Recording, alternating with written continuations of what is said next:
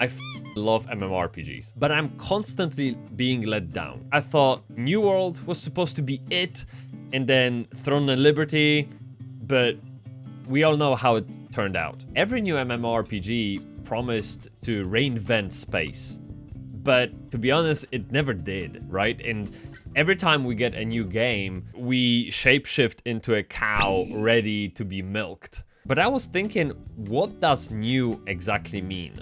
In a world full of artists that steal from each other, it's really hard to say. Every developer take what's well known and puts their own twist on it. If the market takes liking to the twist, it becomes the new standard. And honestly, that's not a bad thing. I've always been a fan of iterating on things. It's safe to stick with 90% of what we know that works and experiment with the remaining 10%. In short, that de-risks the investment. In today's video, I don't want to focus on the 10%. In my opinion, that's on the gaming studios to figure out. Instead, I will dive into the 90% because we all know we can't build a castle in sand or another PvP hero shooter in DEI. That was good.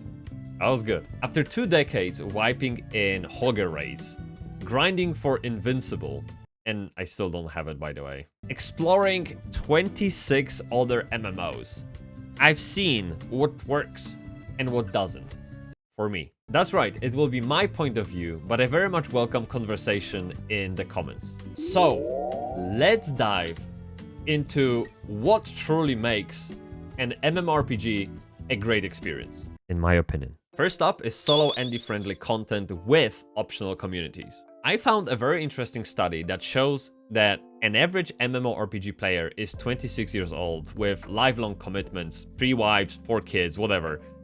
If this is your target audience, then why force the group content on people? In my opinion, great MMORPG respects your time. And if you take Guild Wars 2 as an example, you can hop into the open world events, team up with whoever's nearby, and feel like you're a part of something bigger without any pressure.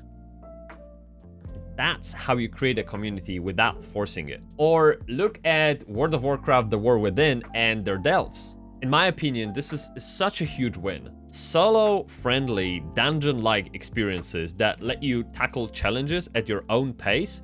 Dude, I think it's definitely a step in the right direction for solo indies like me, who sometimes just want to chill alone without getting left behind.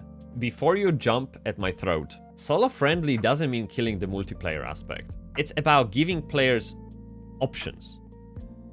Maybe today, I want to solo a delve, and tomorrow I will raid with the guild. Flexibility is everything. The minute you ask players to design their life around in-game schedules, that's the moment you start losing them, because life always takes priority. Let's not forget that the online aspect also adds to the mix things like auction house, role-playing, a silly global chat, which is probably my favorite, or other random player encounters, which even the most severe cases of soloandism can appreciate. I think the best way to describe this is together but alone gameplay. Because guess what happens when you alienate solo players with your group content? One word: Wildstar. Next up, make it feel alive. Speaking of the community, while I don't want to constantly have to group up with other people, I really appreciate them hanging around.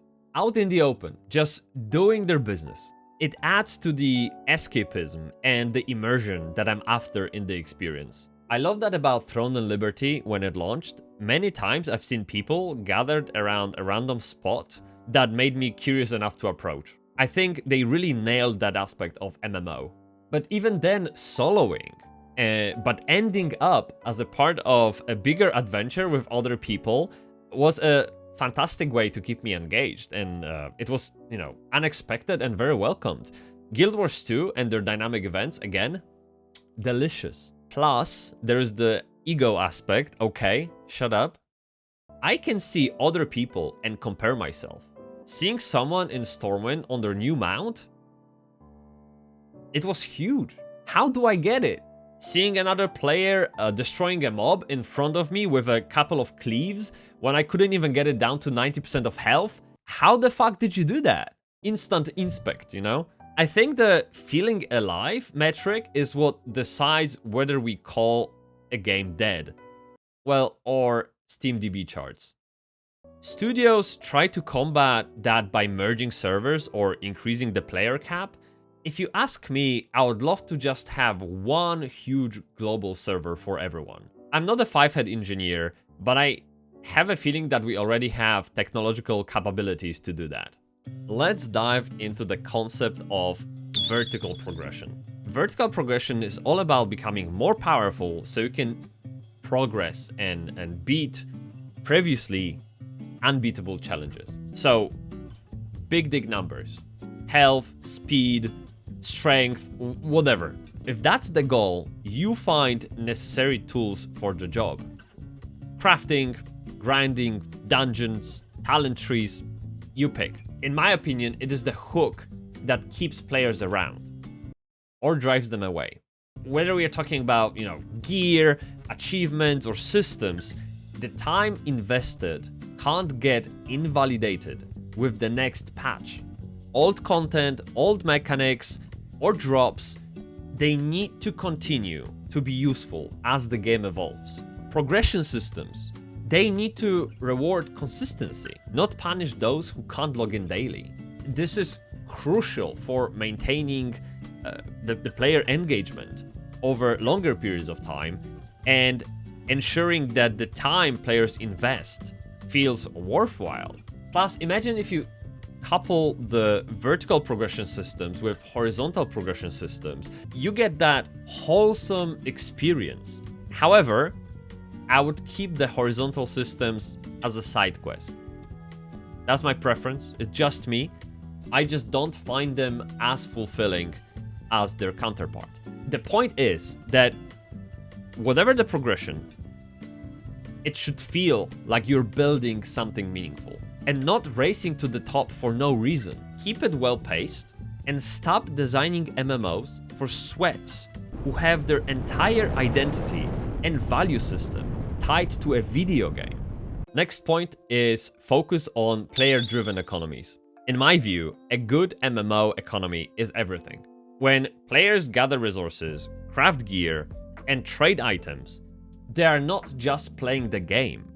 They are shaping the world. Take EVE Online as an example. Everything in the game is produced by players. Literally, ships, weapons, ammo, equipment, you name it. There are players producing stuff all day and selling it to other players or corporations. And that's what makes it feel alive. Or look at Albion Online. Its entire economy revolves around player labor. Everything from weapons to buildings depends on resources gathered by players. When you sell a crafted item, it's not just about earning gold. It's about knowing your work matters. Unfortunately, for economies to work, you need balance. If crafting is infinite, the market gets flooded, just like, in real life, and nothing has value. Games like EVE solve this with resource scarcity and time-gated production. The bottom line is, a strong economy makes every action meaningful and connects players in ways that combat systems never could. I will also add that crafting should be at the center of it. Do you guys remember playing as Artisan or Warsmith in Lineage 2? You were literally indispensable. Players needed you. And in exchange, you felt like you belonged and contributed greatly. Luckily, Ashes of Creation is following the same design pattern, and you can make your entire game about being the best weaponsmith on the server, making any guild lucky to have you. That's awesome. All right, let's talk about welcoming new players. I tried Corpang with my partner. She is relatively new to MMORPGs and she almost alt-F4'd the game. When you log into the game, you get bombarded with tips, skills, pop-ups, dialogues, voices, weapons, all that crap, she was fuming within the first 30 minutes. And if I didn't step in to help, she would have quit. It was a real eye-opener, because if you are an MMO veteran, I guess, I mean, I played MMOs for about 20 years now, so I consider myself one. You have the curse of knowledge, and it might be difficult to understand the new player's perspective until you actually see it in person. I think MMOs have the bad habit of scaring new players. It's a dead end. We have to understand that the player base is aging, and we need fresh blood. That sounded like some kind of cult to sacrifice a goat, but it's not what I meant. It's just important that the first touch point in the game is as good as it can be. Those convoluted systems and overwhelming lore, they make for a poor first impression. If we want the genre to grow, onboarding needs to get better. I played WoW Classic with some kids in the family, 13 or 14 years old. Dude, forget it. They got bored in the first 15 minutes. It was a complete cognitive overload for them. And guess what brain does when it's overloaded? It quits. It gives up.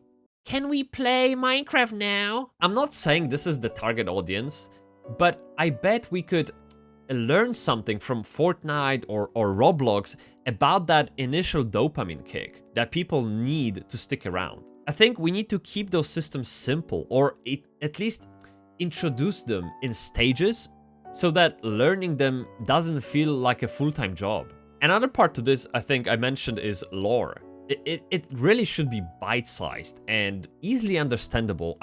Look, this isn't the place for a Witcher 3-like level of plot complexity. It really isn't. Like, instead, just say, oh, there's a bad not good guy, he steals from us, can you just go and kill him? I'd be like, okay, fine, done. Just give me gold for it. That's it. Next, I think the early game combat should feel empowering.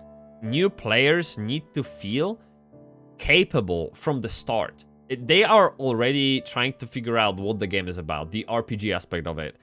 Don't add oil to the fire if you don't have to. Just give them, just make them feel powerful. Okay? Getting wrecked by a basic mob on your first day isn't fun. It's a fast pass to uninstall. We also can't forget the community that creates the game. Veteran players should feel incentivized to help newcomers. You have those mentorship programs in World of Warcraft or Final Fantasy XIV. They make all the difference, dude. Okay, we're getting to the meat of it. There are two final points that I want to raise with you, and I feel like they will be the point of the conversation in the comments. First one up is monetization that respects players. Pay to win has no place in MMORPG. Period. It breeds toxicity, ruins the playing field, and pushes out the casual endies who make up most of the player base, whether you like it or not. Look at the Black Desert Online. Buying your way to power has turned into an industry meme. Dude, it's not just frustrating, it's insulting. Here is my extreme take. The second you introduce an in-game store, the whole game starts revolving around it. You want the best looking skin? $20. That'd be like £1 in the UK. You like that $90 Brutozar? Well, you better swipe, bitch. And before you know, you're gonna get gear upgrades on the winter sale. What the fuck? Just crazy to think about it, you know? Lost Ark is a perfect cautious tale too. They have perfect PvE content. It's so good, man. Have you seen those boss fights? Crazy. But their aggressive monetization has killed the game in the West. People ended up paying to keep up, not to play. And Throne and Liberty is losing players like crazy for the same reason. I found another research, which is kind of expected if you think about it. They show that pay-to-win games have 20% lower retention rate and 25% higher churn rate. No matter how you look at it, that's bad business, man. 25% churn rate? Just imagine how much money they're making on people if it's still a viable business to them. crazy. It's a slippery slope in my opinion, because the line between acceptable and exploitative is very subjective. Instead of debating how much pay to win players can tolerate, I would rather focus on avoiding it altogether. How do you monetize an MMO in a way that works for gamers, developers, publishers, and investors? In my honest opinion, I think the subscription model is the best we have got at the moment. It gives creators a predictable revenue stream, and players get a balanced gameplay, regular updates, and no cash shop shenanigans. I know what you're thinking. WoW dominated the genre for years with this model, but of course Blizzard eventually leaned into, you know, cash shop territory with mounts that look better than anything you can find in-game. But it is what it is. I don't know what about you, but I would love many younger people to have the opportunity to experience the joy of online play in an actual fun environment that isn't a cash cow or a FOMO fest. On the positive note though, we do have a new MMO coming up, Ashes of Creation, that is trying to go back to the basics with the honest subscription model. If it succeeds, it might prove it's a still viable way to monetize an online service game. Because what's the alternative? It's a free-to-play model flooded with microtransactions, and we all know what or who is the product when something is free. Yeah. Alright, let's talk about this. PvP in MMORPG. In my opinion, remove all of it. No PvP. Seriously, just leave it out. If you want to show off your skills, just go play CSGO or Valorant. In my opinion, MMORPGs are for immersion, storytelling, and building communities. Unfortunately, when PvP exists, there is always someone who will attack another player just to ruin their day for a laugh. In the long run, it makes people quit and breaks the game for everyone. It's only fun when it's not done to you. But people don't want to look at it that way. Plus, PvP in MMO doesn't make sense. MMO is all about character progression, which is unbalanced by nature. PvP, on the other side, demands a level playing field. These two concepts just contradict each other. New players get stomped, hardcore players get bored, and casuals don't even bother. So who is it for? I found a survey on Reddit that I'm gonna show you now. They asked what type of content people enjoyed. PvE clears it by a mile. So if you focus heavily on PvP in MMOs, you have to understand that you only represent a quarter of the player base. And then you will find complaints that developers don't pay attention to PvP in MMORPGs. That's the reason for it. There's no demand. Dude, your needs don't align with the mass market's needs. Why would you focus a game on an aspect that only 27% of the players appreciate? 1 second. Think about it from another perspective. Time has a cost opportunity associated with it. If you're doing something, you're not doing something else. Simple as that. So if developers focus on PvP, they're not focusing on something else that market values more. It's simple math that impacts business decisions. I know there have been attempts to patch the issue up with PvP servers or the opt-in PvP mode, but these don't really work. All you end up is servers that are 80% Horde and 20% Alliance, because no one wants to be on the losing side. Why would you want that? So the success of PvE-focused games like Final Fantasy XIV or Guild Wars 2 just proves to me that PvE is where it's at. Both games notoriously find their way to the S-tier MMO lists and online conversations. They've been around for, correct me if I'm wrong, like 10 plus years now, and I really don't see games like Throne and Liberty sticking around that long. I'm sorry, I just don't. Alright, that's about it. What's next? I don't know. But these were my preferences, you can call them. I haven't found an MMO that ticks all the boxes yet. If you know one, please let me know in the comments. For now, despite this heavy focus on PvP, it is what it is. I can see Ashes of Creation taking up lots of my time in my schedule. I have to keep choosing the lesser evil, if it makes sense. If not, I can always go back to WoW Classic on a PvE server and live happily ever after. Looking back at the rich history of MMORPGs, I think we can easily just cherry pick good ideas from individual titles and use them going forward as the foundation. You can look at EVE Online for economy, Final Fantasy XIV for community, Wildstar for housing, rest in peace, Guild Wars 2 for world events, and Lost Ark for boss fights. You get it. This was my recipe for a perfect MMO, and I bet yours is different.